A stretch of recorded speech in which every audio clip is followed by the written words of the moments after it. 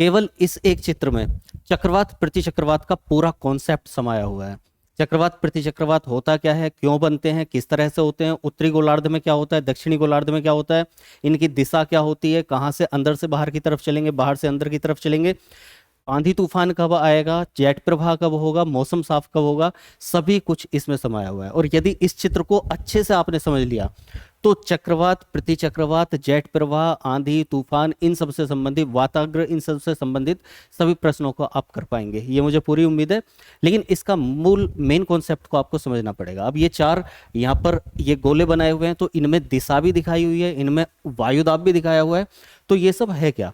तो सबसे पहले देखो, यहाँ पर मैं बता रहा हूँ कि चक्रवात के साथ साथ प्रतिचक्रवात को भी मैंने यहाँ पर लिया है, क्योंकि कई बार ऐसा होता है कि हम चक्रवात को समझ के छोड़ देते हैं और प्रति चक्रवात से जब प्रश्न आते हैं तो वहां पर हमारे प्रश्न गलत हो जाते हैं। तो वो ना हो, हम सभी चीजों को ध्यान से समझें। तो देखिए, यहाँ पर हो सकता है आपको ठीक से नहीं दिखे, मैं इसको अलग से दूसरा दोबारा से अलग यहाँ पर ड्रॉ करके दिखाऊंगा और तब फिर से समझेंगे। तो फिलहाल हम चक्रवात को एक बार समझ लेते हैं कि चक्रवात होता क्या है। ठीक, देखो, हमने लास्ट क्लास में क्या समझा था? हमने लास्ट क्लास में वायुदाब को समझा था कि कैसे वायुदाब बनता है, वायुदाब मापी क्या होता है, आंधी तूफान बारिश के संकेत क्या होते हैं, बैरोमीटर क्या होता है, किस तरह से हमारे अलग अलग क्षेत्र होते हैं, उष्ण कटिबंधीय क्षेत्र, शीतोष्ण कटिबंधीय क्षेत्र, शीत कटिबंधीय क्षेत्र। उसके बाद हमने पवनों के टाइप समझे थे कि पवन क्या होती हैं और पवनों की दिशा क्या होती है।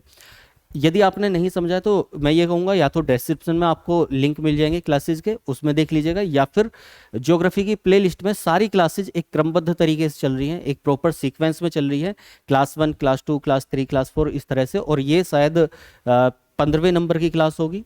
तो इसको आप समझने से पहले हो सके तो वायुदाब और इसके साथ साथ पवन, इनके टाइप को भी समझ लीजिएगा। ठीक है, सारी क्लासेज को एक सीक्वेंस में देखेंगे तो पूरी ज्योग्राफी अच्छे से समझ आ जाएगी, इसलिए बोल रहा हूँ। और अभी तक सारथी से नहीं जुड़े हैं तो ये सब कॉन्सेप्चुअल समझने के लिए, ऑब्जेक्टिव्स करने के लिए सारथी से जुड़ जाइए, बाकी लोगों को भी जोड़िएगा। तो देखो, चक्रवात क्या होता है, अभी हम इसको समझ रहे हैं। चक्रवात क्या है, लास्ट क्लास में मैंने समझाया था, एक संक्षेप में मैं आपको नोट दे देता हूँ कि क्या समझाया था। हमने लास्ट क्लास में देखा था कि पवन के प्रकार क्या होते हैं, उससे पहली क्लास में हमने समझा था कि पवन क्या होती हैं और साथ साथ हमारे वायुदाब क्या होते हैं। तो हमारी पृथ्वी पर, ये पृथ्वी है हमारी, इस पृथ्वी पर इसके चारों तरफ एक एटमॉस्फेयर फॉर्म है। इसका मतलब एक वायुमंडल है, और वो वायुमंडल इस पृथ्वी पर कुछ प्रेशर लगाता है हर तरफ से, हर पूरे क्षेत्रफल पर। जब ये प्रेशर लगाता है उसी को हम बोलते हैं एयर प्रेशर या एटमॉस्फेरिक प्रेशर, वायुमंडलीय दाब। जब ये वायुमंडलीय दाब यहाँ पर पड़ता है तो कुछ पृथ्वी पर वायु राशियां बनती हैं। अब ये वायु राशियां क्या होती हैं या क्या होता है उसको अभी समझेंगे। कुल मिलाकर हमने पवनों को समझ लिया है। तो पवनों में क्या समझा था? पवनों में हमने समझा था कि हमारी इस पूरी पृथ्वी पर पहले, सबसे पहले ये देखा था कि यहाँ पर ठीक बीच में विषुवत रेखा के आसपास लगभग 30 डिग्री पर 3 क्षेत्र में बांटा था हमने, 0 से 30, 30 से 60, 60 से 90। तो यहाँ पर बीच वाले क्षेत्र में 30 से 30 तक, उत्तरी गोलार्ध में भी दक्षिणी गोलार्ध में भी, कर्क से मकर तक लगभग में मान लेते हैं एक हल्का सा समझने के लिए। यहाँ पर सूर्य की किरणें सीधी पड़ती हैं तो यहाँ पर होती है बहुत ज्यादा गर्मी। उसके ऊपर चलते हैं तो यहाँ पर थोड़ी सी सर्दी आ जाती है, और बिल्कुल ऊपर आते हैं, ध्रुवों की तरफ आते हैं, दोनों ध्रुवों की तरफ, तो यहाँ पर क्या हो जाती है? बहुत ज्यादा ठंड हो जाती है। अब यहाँ पर जो पवन होती हैं उनकी दिशा भी बदल जाती है। दिशा बदलने का मतलब, यहाँ पर पवनें चलती हैं पूर्व से पश्चिम की तरफ, यहाँ से चलती हैं पश्चिम से पूर्व की तरफ, और फिर ध्रुवों पर चलती हैं पूर्व से पश्चिम की तरफ। अब ये जो पवन करी, ये सब मैं क्यों बता रहा हूँ? क्योंकि यहाँ पर कंफ्यूजन क्रिएट होता है, इसलिए उसको पहले ही दूर कर रहा हूँ। ये जो पवनें हमने समझी थी, पवनों में हमने समझा था कि एक स्थायी पवन होती है, एक मौसमी पवन होती है जो मौसम के अकॉर्डिंग अपनी दिशा को देखती हैं, और तीसरी पवनें होती हैं कौन सी? स्थानीय पवनें। स्थानीय पवनें वो पवनें होती हैं जो किसी खास क्षेत्र में एक, जैसे हमारे यहाँ पर लू चलती है, गर्म हवाएं गर्मियों में जब चलती है, मई जून के महीने में, जून जुलाई के महीने में, तो उसको हम क्या बोलते हैं? लू बोलते हैं। ठीक, तो वैसे ही अलग अलग क्षेत्र में, अलग अलग देशों में अलग अलग हवाएं चलती हैं, कहीं ठंडी कहीं गर्म, तो उनको अलग अलग नाम दिए हुए हैं। ठीक, इनको बोलते हैं स्थानीय पवनें। दूसरी पवनें थी हमारी कौन सी? मौसमी पवनें। मौसम के अकॉर्डिंग जब हवा कोई रुख बदलती है, या फिर समय के अकॉर्डिंग जब कोई हवा विशेष आती है, जैसे कि स्थलीय समीर, जलीय समीर, मतलब दिन में हवा कहाँ से कहाँ चलेगी, समुद्र से स्थल की तरफ चलेगी, और रात में हवा कहाँ से चल रही है, स्थल से समुद्र की तरफ चल रही है। तो हम इसको क्या बोल रहे हैं, स्थलीय समीर, जलीय समीर बोल रहे हैं। और वैसे ही हमारे पर्वतों से घाटी की तरफ, घाटी से पर्वतों की तरफ, यानी कि मौसम के अकॉर्डिंग और समय के अकॉर्डिंग हवाओं की दिशा को बदलना, क्या बोला था हमने इसको, मौसमी पवनें या सामयिक पवनें। और सबसे पहली वाली पवनें थी हमारी कौन सी, स्थायी पवनें। स्थायी पवनों का मतलब है जो पूरे वर्ष भर, पूरे साल के साल एक ही दिशा में एक निश्चित तरीके से चलती हैं, उसको हमने बोला था स्थायी पवनें। अब ये मैंने रिव्यू क्यों दिया पिछली क्लास का, क्योंकि यहाँ पर कंफ्यूजन ये क्रिएट होता है कि यहाँ भी हवा, वायु, वायुदाब, उच्च वायुदाब, ठंड, गर्मी, दो हवाओं की दो प्रकृति की हवाओं का मिलना, ये सब शब्द आएंगे। तो यहाँ पर कई बार कंफ्यूजन हो जाता है कि ये जो चक्रवात में हवा चल रही है, ये भी इन तीनों प्रकार की पवनों में से एक है। नहीं, देखो हमने देखा था एक हवा है जो नॉर्मली चल रही है, ठीक है। यहाँ पर हम हवा की नहीं, यहाँ पर हम तूफान की बात कर रहे हैं, आंधी भरे तूफान की बात, ठीक। तो थोड़ा सा ये चीज अलग हो जाती है उस वाली चीज से, ठीक है, तो ध्यान रखना इस बात को। तो यहाँ पर हम हवा की तो बात कर रहे हैं, हवा की किसकी बात कर रहे हैं, एक हमारी ठंडी हवा थी, एक हमारी गर्म हवा थी, ये मैंने समझाया था।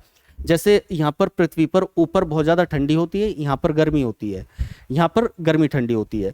तो पूरी पृथ्वी पर क्या होता है, जैसे हम भारत में भी देखेंगे, पहाड़ों पर हवाएं ठंडी होती हैं, मैदानी भाग में गर्म होती है, हम दक्षिण भारत की तरफ जाते हैं वहां पर गर्म होती है। तो इस तरह से अलग अलग जगह पर अलग अलग प्रकृति की हवाएं होती हैं, ठीक।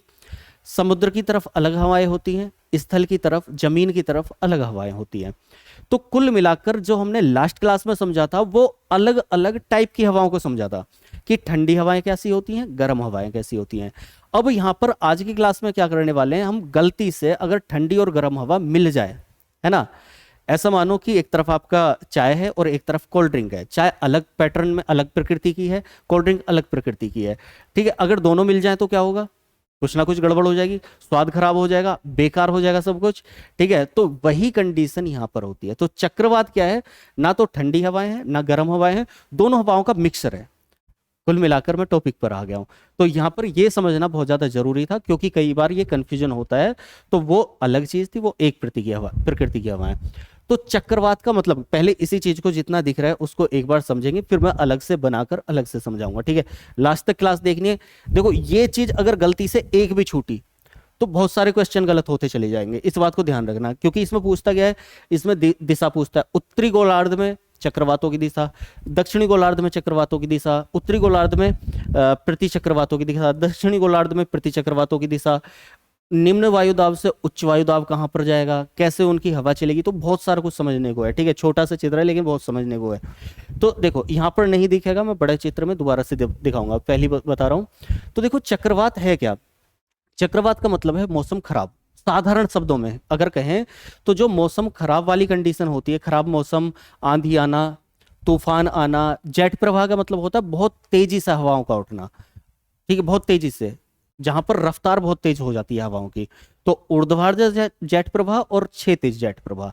आगे चल के हमारे भारत में जब हम मौसम को पढ़ेंगे और मानसून को पढ़ेंगे, मानसून में हम देखेंगे कि ठंड में बारिश पड़ती है, कभी कभी हमारे यहाँ पर ठंड में बहुत कम बारिश पड़ती है। लेकिन जब ठंड में बारिश बारिश पड़ती है उत्तर भारत में, तो वो पश्चिमी जेट प्रवाह की वजह से पड़ती है, तो वो वहां पर काम आएगा। तो फिलहाल जेट प्रवाह क्या है, बहुत तेजी से चलने वाली हवा एक रफ्तार में। तो कुल मिलाकर चक्रवात क्या है, खराब मौसम होना, आंधी तूफान होना, धूल भरी आंधियां आना और जेट प्रवाह होना। ऐसा होता क्यों है कि धूल भरी आंधियां, देखो जब हमारे यहाँ पर उत्तर भारत में आम पर मोहर आता है, ठीक है, आम बनने वाला होता है, छोटा छोटा आम का फूल आता है, उसको हम मोहर बोलते हैं। तो होता क्या है उस मौसम में, लगभग लगभग कौन से मौसम में, अप्रैल के मौसम में, ठीक है, अप्रैल मई वाले मौसम में आंधी आती है, तूफान आते हैं और वो मोहर झड़ जाता है बहुत सारा। अगर वो सारा का सारा मोहर रह जाए तो आम आम का पेड़ नीचे झुक जाएगा, इतना आम लग जाएगा। तो वो ऐसा होता क्यों है कि इतनी तेजी से हमारे यहाँ पर आंधी तूफान आते हैं। कई बार आप पढ़ोगे कि मतलब न्यूज में देखोगे, अभी नोएडा दिल्ली में एक बड़ा तूफान आया, तूफान का मतलब बहुत तगड़ी आंधी आई। कई बार मौसम बिल्कुल साफ है, धूप निकल रही है, और अचानक शाम को इतना मौसम खराब हो गया कि इतनी धूल भरी आंधी आई कि सब कुछ बेकार होता चला गया, ठीक है। हम देख रहे हैं पेड़ के पेड़ गिर गए, बिजली के खंभे गिर गए। तो ये सब हो क्यों रहा है, क्योंकि देखो जब हमारे यहाँ पर सर्दी है, कब, दिसंबर जनवरी फरवरी, ठीक है, मौसम बदल रहा है मार्च अप्रैल में। अब यहाँ पर गर्मी आने जा रही है क्योंकि सूरज, हम इसको भारत के अकॉर्डिंग भारत के मानसून में समझेंगे, ठीक है। फिलहाल ऐसा समझ लो, मैं प्रैक्टिकली आपको बता रहा हूँ कि यहाँ पर मौसम बदला, गर्मी की तरफ आए। तो हुआ क्या, गर्म और ठंडी हवाएं मिली। जब गर्म और ठंडी हवाएं मिली तो वो आपस में मिक्स नहीं हो पाती, ठीक है, ध्यान से समझना। जैसे आप दूध में किसी चीज को डालोगे, और दूध में चीनी डाली तो आपको चलाना पड़ेगा ना मिक्स करने के लिए, या दूध में पानी डाला, मिक्स करना पड़ेगा, चलाना पड़ेगा, शहद डाला, चलाना पड़ेगा मिक्स करने के लिए। तो जब गर्म और ठंडी हवाएं मिलती हैं तो उनकी प्रकृति हमें देखने में तो ऐसी लगती हैं लेकिन होती नहीं है। जैसे गर्म और ठंडा पानी हो, दोनों अलग अलग है, उबलता हुआ पानी और ठंडा पानी, दोनों की प्रकृति अलग है। वो ठंडा जा रहा है बर्फ बनने की तरफ, गर्म जा रहा है भाप बनने की तरफ, तो दोनों बिल्कुल अलग चीज है। एक गैस के रूप में तब्दील हो जाएगा ज्यादा गर्म हो जाएगा तो, उबल जाएगा तो, और एक ठंडा, ज्यादा ठंडा हो गया तो वो बर्फ बन जाएगा, ठोस बन जाएगा। तो दोनों की प्रकृति क्या है, अलग है, वो ठोस की तरफ और वो गैस की तरफ। तो वैसे ही जो हवा होती है, ठंडी और गर्म हवा की प्रकृति अलग होती है, नेचर अलग होता है उनका, ठीक है। एक का नेचर होता है, ध्यान समझना, नेचर पूरा कॉन्सेप्ट बता रहा हूं। ठंडी हवा का दो प्रकृति, देखो चक्रवात आने का कारण क्या है, दो प्रकृति की हवाओं का मिलना। चक्रवात होता क्या है, खराब मौसम, आंधी तूफान, ऊर्ध्वाधर जेट प्रवाह, ठीक है। तो कारण क्या है, दो प्रकृति की हवाओं के मिलने पर जब ये ऊर्ध्वाधर जेट प्रवाह आए या फिर आंधी तूफान आए, तेज रफ्तार से हवाएं चले, तो उसी को हम चक्रवात बोल रहे हैं। लेकिन ये दो प्रकृति की हवाओं का मिलन कैसे होता है, तो एक होती है ठंडी हवा और दूसरी होती है गर्म हवा। यहाँ पर ये लोगों की वजह से नहीं दिख रहा है, ये कारण लिख रहा है, ठीक है, पीडीएफ में साफ दिख जाएगा। तो यहाँ पर ठंडी हवा और गर्म हवा, जो ठंडी, अब मैं बार बार बोल रहा हूँ, दो हवा, दो प्रकृति की हवाएं, तो प्रकृति क्या होती है, नेचर क्या होता है। ठंडी हवा का नेचर होता है, मैंने लास्ट क्लास में बताया था जब हमने पवनों को समझा था, ठंडी हवा का नेचर होता है सिकुड़ना। वैसे भी ठंड का मतलब फिजिक्स में आप समझेंगे इसको, साइंस में ठंड का मतलब क्या है, सिकुड़ना। ठंड में आप भी क्या होते हैं, सिकुड़ते हैं। और गर्मी में क्या होते हैं, खुल जाते हैं, फैल जाते हैं, बेड पे भी फैल के लेटते हैं, है ना। गर्मी, सर्दी में क्या होता है, सिकुड़ के लेटते हैं, रजाई में भी अंदर सिकुड़ जाते हैं। तो ठंड का मतलब है सिकुड़ना, यानी कि उसका घनत्व ज्यादा होना, सिकुड़ना, डेंसिटी ज्यादा हो जाना। और गर्म का मतलब क्या है, गर्म किसी भी चीज का मतलब होता है खुलना, प्रसार होना। जब हम पानी को भी गर्म करते हैं तो वो क्या होता है, धीरे धीरे उबलता है, उबाल आता है। दूध को भी गर्म करते हैं, उबाल आता है, उफान आता है और वहां पर ज्यादा हो जाता है और भाप के रूप में उड़ जाता है, ठीक है, पानी। तो यहाँ पर है क्या, ठंड का मतलब है सिकुड़ना, गर्म का मतलब है खुलना। ये कॉन्सेप्ट बता रहा हूं जो यहाँ पर काम आने वाला है, इसलिए बार बार बोल रहा हूं। जो कुछ मेन थीम होती है ना, उसको अगर हमने पकड़ लिया तो सब कुछ समझ में आ जाएगा, वो चीज छूट गई सब कुछ गायब। ठंड का मतलब फिर से समझो, सिकुड़ना, गर्म का मतलब खुलना, प्रसार हो जाना। तो जब ठंडी हवा गर्म हवा से मिलेगी तो ये क्या करेगी, गर्म हवा इसको खोलने की कोशिश करेगी, प्रसार करने की कोशिश करेगी ठंडी हवा का, और ठंडी हवा क्या करेगी, गर्म का सिकुड़ने की कोशिश करेगी, ये चीज होगी। अब इस उथल पुथल में दोनों जब तक सामंजस्य नहीं बिठा लेती तो क्या होता है, आंधी तूफान आ जाते हैं। कैसे आते हैं अभी बताऊंगा। तो देखो, अगर आपको अभी भी नहीं पकड़ में आ रहा आंधी, ये चक्रवात क्या होता है, तो आपने मूवीज में एक भवंडर देखा होगा, ऐसे गोल गोल गोल गोल घूमता हुआ और ऊपर उठता हुआ, ठीक है, गोल गोल ऐसे करके दो चार लोगों को ले जाता है ऊपर की तरफ, वही होता है चक्रवात, ठीक है। अब ऐसा होता क्यों है अभी समझेंगे। तो ठंडी हवा का मतलब, देखो यहाँ पर क्वेश्चन क्या हो रहा है हमें, ठंडी हवा और गर्म हवा। ठंडी का मतलब क्या है, उच्च वायुदाब, लास्ट क्लास में मैंने समझाया था, जब वायुदाब समझाया था, सेकंड लास्ट क्लास में अभी से। और गर्म हवा का मतलब होता है निम्न वायुदाब। वायुदाब, एयर प्रेशर जब बहुत ज्यादा होता है, कब होता है, जब ठंडी हवा होती है। कम होता है, बहुत कम होता है, जब गर्म हवा होती है। हवा का मेन कॉन्सेप्ट मैंने बताया था आपको लास्ट क्लास में ही, फिर से बताए दे रहा हूं। लास्ट क्लास का जिक्र मैं बार बार इसलिए कर रहा हूं क्योंकि वहां इसे डिटेल में समझाया था, यहाँ पे बार बार मैं फिर से बता दे रहा हूं। हवा हमेशा कैसे चलती है, ठंड से गर्म की तरफ, ठीक है। हवा कैसे चलती है, उच्च वायुदाब से निम्न वायुदाब की तरफ। इस मेन कॉन्सेप्ट को ध्यान रखना है। हवा कैसे चलेगी, उच्च वायुदाब से निम्न वायुदाब की तरफ, ठीक है, या ठंडी से गर्म की तरफ। ये बताया था क्यों होता है ऐसा। जब गर्म हवा होगी तो वो हल्की हो जाएगी क्योंकि उसका प्रसार हो रहा होगा, खुल रही होगी, तो वो हल्की हो जाएगी, हल्की होगी तो ऊपर उठेगी, और ठंडी हवा नीचे से आके उसका स्थान घेर लेगी। तो समझ में आ गए। तो मेन थीम आप समझो, चक्रवात क्या होता है, दो प्रकृति की हवाओं के मिलने से जो आंधी तूफान, मौसम खराब हो जाता है, उसी को हम चक्रवात बोलते हैं। दो प्रकृति कौन सी, ठंडी और गर्म। हवा ठंडे से गर्म की तरफ चलती है, अर्थात उच्च वायुदाब से निम्न वायुदाब की तरफ चलती है। इतना समझ में आ गया। अब देखो प्रति चक्रवात क्या होता है। प्रति चक्रवात का मतलब होता है मौसम का साफ होना। ऐसा होता क्यों है अभी बताऊंगा। फिलहाल ये क्वेश्चन सीधे सीधे यहाँ पर बता दे रहा हूँ, अभी समझाऊंगा कि ऐसा है क्यों। इसका क्षेत्रफल कम होता है, इसका क्षेत्रफल इनकी अपेक्षा, पूछा जाता है ऐसे करके, तो पृथ्वी चक्रवातों का क्षेत्रफल चक्रवातों की अपेक्षा अधिक होता है, इस बात को ध्यान रखना है, ठीक है। यहाँ पर इनको मापते किस पे, जैसे हमने वायुदाब को मापा था किस पर, बैरोमीटर से। हमने भूकंप को भी मापा था किससे, रिएक्टर स्केल से। तो वैसे ही चक्रवात प्रति चक्रवात को किससे मापते हैं, टी स्केल पर, टी स्केल पर, ठीक है।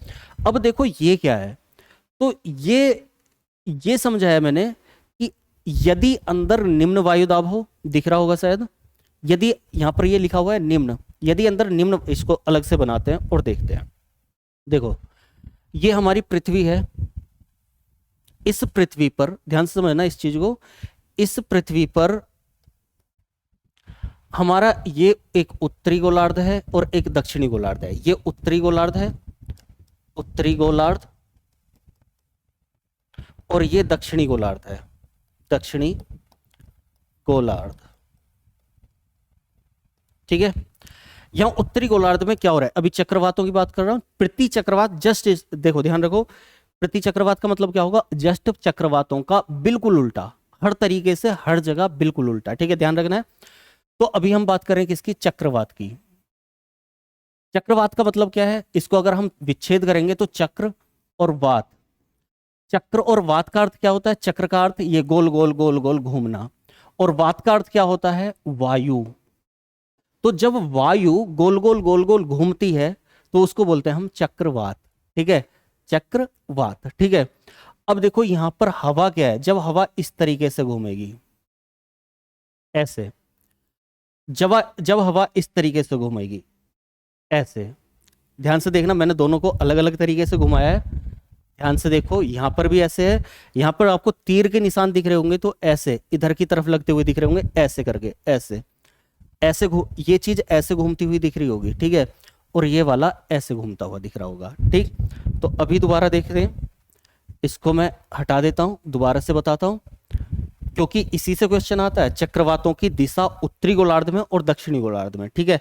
तो सबसे पहले दिशा को देख रहे हैं हम, तो यहां पर चक्रवात बनना कैसे है, देखो निम्न वायुदाब की हवा, यानी कि गर्म हवा जब अंदर हो और उच्च वायुदाब जब बाहर हो, ध्यान से समझना, चक्रवातों की उत्पत्ति कैसे होगी, हर तरीके से समझा रहा हूं इसको, एक भी क्वेश्चन गलत नहीं होना चाहिए कहीं भी। चक्रवातों की स्थिति कैसे होगी, जब निम्न वायुदाब की हवा को उच्च वायुदाब की हवा घेर ले। निम्न वायुदाब का मतलब है गर्म हवा, उच्च वायुदाब का मतलब है ठंडी हवा। यहां पर लिख भी देता हूं मैं, यहां पर गर्म हवा है और ये ठंडी हवा है, ठंडी हवा, ये गर्म हवा है, ये ठंडी हवा है, समझाने के लिए ये, ठीक है। तो जब निम्न वायुदाब की हवा को उच्च वायुदाब की हवा ने घेर लिया, तो इस ये कंडीशन क्या, दोनों उत्तरी गोलार्ध में भी दक्षिणी गोलार्ध में भी यही कंडीशन होगी, ध्यान से समझना। जब निम्न वायुदाब की हवा को उच्च वायुदाब ने बाहर से घेर लिया, गर्म हवा को ठंडी हवा ने बाहर से घेर लिया, तो ध्यान से देखो, गर्म हवा क्या करेगी, खुलने की कोशिश करेगी, लेकिन ठंडी हवा क्या है, इसके चारों तरफ है, ठंडी हवा क्या है, इसके चारों तरफ है, ये ठंडी हवा क्या है, इसके चारों तरफ है, तो ये क्या करेगी, इसको सिकोड़ लेगी, बंद कर लेगी, समझे। गर्म हवा बीच में है, ठंडी हवा उसके चारों तरफ आ रही है, तो ठंडी हवा क्या करती है, अभी थोड़ी देर पहले मैंने बताया, सिकुड़ने की कोशिश करती है, उसको बंद करने की कोशिश करती है, और गर्म हवा जब बीच में है तो वो क्या, खुलने की कोशिश करती है।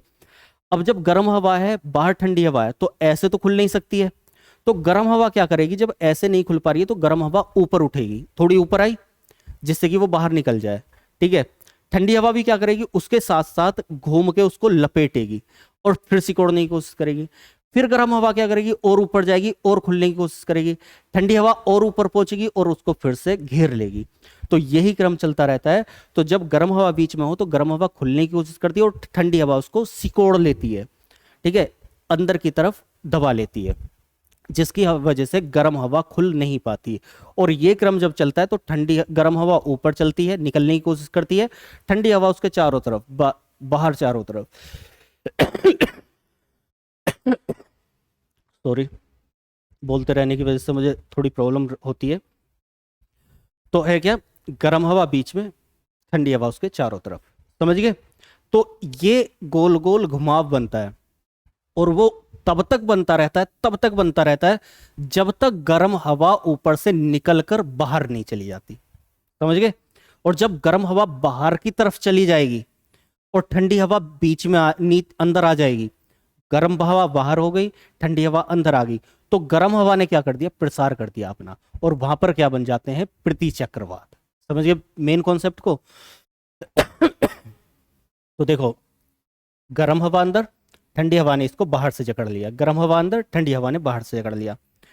अब हमने लास्ट क्लास में एक चीज को करा था कि उत्तरी गोलार्ध में हवाएं, पवन मुड़ती हैं किधर से किधर की तरफ, ये ऐसे, दक्षिणी गोलार्ध में ऐसे। कार्लोइस बल नहीं देखा तो पूरी क्लास को मैं यहाँ पर नहीं बता सकता बार बार दोबारा से, आप समझना, उसमें कार्लोइस बल को समझाया हुआ है मैंने, उसके कारण हवाएं घूम जाती हैं उत्तरी गोलार्ध में अलग दिशा में, दक्षिण गोलार्ध में अलग दिशा में। तो बिल्कुल वैसे ही है, यहाँ पर जो ये गर्म हवा है उसको जब ठंडी हवा जकड़ेगी तो वो कैसे चलेगी, ये गर्म हवा को ऐसे लेती हुई, यहाँ पर दोबारा से दिखा रहा हूं ये। तो ये निम्न वायु दाब है, गर्म हवा ऊपर उठने की कोशिश कर रही है, ठंडी हवा, और ये इस तरह से बन जाते हैं, इसको बोलते हैं चक्रवात। ठीक है, दिशा किधर है, ध्यान से देखो, दिशा किधर है पवन की, इधर की तरफ, मैंने घुमाया इसको इधर की तरफ। तो क्वेश्चन होता है उत्तरी गोलार्ध में चक्रवातों की दिशा होती है। पहली बात, चक्रवात क्या है, निम्न वायुदाब जब अंदर हो और उच्च वायुदाब जब बाहर हो, कहीं भी हो पूरी पृथ्वी पर, उत्तरी गोलार्ध दक्षिणी गोलार्ध से कोई मतलब ही नहीं है। निम्न वायुदाब अंदर, उच्च वायुदाब बाहर, तो क्या होगा, चक्रवात होगा। पवन की दिशा कैसी होगी, चक्रवात की दिशा क्या होगी, उत्तरी गोलार्ध में एंटी क्लॉकवाइज, एंटी क्लॉकवाइज मतलब घड़ी की दिशा का उल्टा, इसको बोलते हैं हिंदी में वामाव्रत। वामाव्रत मतलब ऐसे, बाएं हाथ की तरफ, लेफ्ट साइड की। अब यहां पर दक्षिणी गोलार्ध में देखते हैं, दक्षिणी गोलार्ध में वही है, निम्न वायुदाब अंदर, उच्च वायुदाब बाहर, लेकिन चक्रवातों की दिशा क्या हो जाती है, क्लॉकवाइज, ऐसे, क्लॉकवाइज, ऐसे ऐसे ऐसे।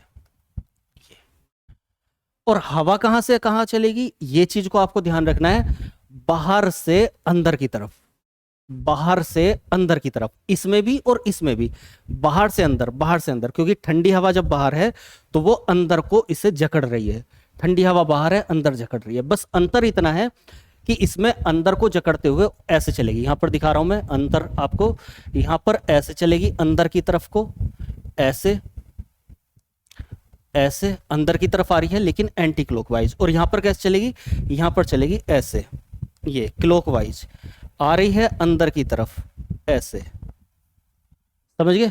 तो अब इस चित्र को आप लोग देख लें, यहां पर चक्रवात है, चक्रवातों में ये अंदर की तरफ आ रही हैं उच्च वायुदाब से, निम्न, अंदर लिखा हुआ है निम्न वायुदाब, बाहर लिखा हुआ है उच्च वायुदाब, निम्न और उच्च, पवनों की दिशा उच्च वायुदाब से निम्न वायुदाब की तरफ होगी हर कंडीशन में, यहां भी और यहां भी।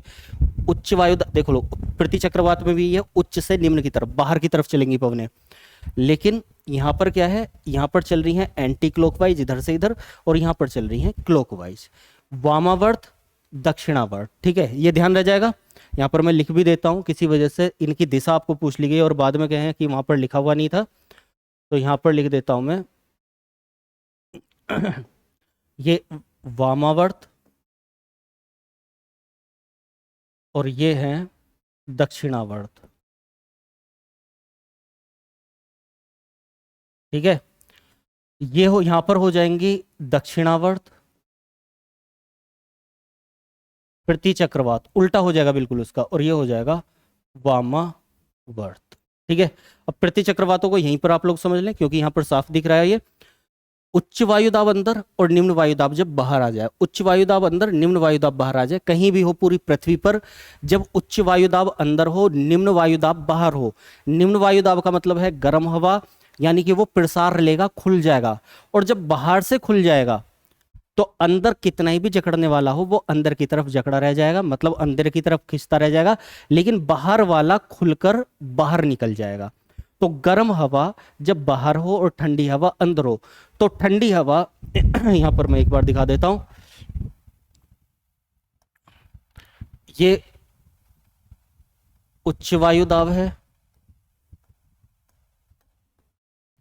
ये निम्न वायु दाब है, ये गर्म है, ये ठंडा है, ये अंदर सिकुड़ रहा है और ये बाहर खुल रहा है, इसका प्रसार हो रहा है। तो ये हवा क्या होगी, ये पूरा प्रसार ले जाएगी, बाहर की तरफ खुलती चली जाएगी, बाहर की तरफ खुलती चली जाएगी, ये भले ही अंदर रह जाए। और जब बाहर की तरफ हवा खुल गई तो इसका मतलब क्या हुआ, आपस में ये मिक्स नहीं हो रहे, अब ये खुल रहा है, और इसको बोलते हैं मौसम का खुलना, मौसम साफ होना। ठीक है, समझ गए होगे मुझे लग रहा है, उम्मीद है। तो यहां पर क्या है, हवा कहां से किधर चलेगी, ये चीज को ध्यान रखना है, उच्च वायुदाब से निम्न वायुदाब की तरफ, बाहर से अंदर की तरफ, क्योंकि उच्च वायुदाब बाहर है, निम्न वायुदाब अंदर है। हवा कहां से कहां चलेगी, उच्च वायुदाब से निम्न वायुदाब की तरफ, उच्च वायुदाब से निम्न वायुदाब की तरफ, चाहे वो चक्रवात है चाहे प्रति चक्रवात है, सभी जगह हवा को चलना है उच्च वायुदाब से निम्न वायुदाब की तरफ। ठीक है, तो क्योंकि यहां पर उच्च बाहर होता है, निम्न अंदर होता है, तो हवा चली बाहर से अंदर की तरफ। ठीक है, बाहर से अंदर की तरफ, क्योंकि प्रति चक्रवातों में उच्च अंदर होता है, निम्न बाहर होता है, कहीं भी पूरी पृथ्वी पर तो हवा चलती है अंदर से बाहर की तरफ। यहां पर ये एंटी क्लॉकवाइज था, तो प्रति चक्रवात कैसे हो जाते हैं, क्लॉकवाइज हो जाते हैं, दक्षिणावर्त हो जाते हैं।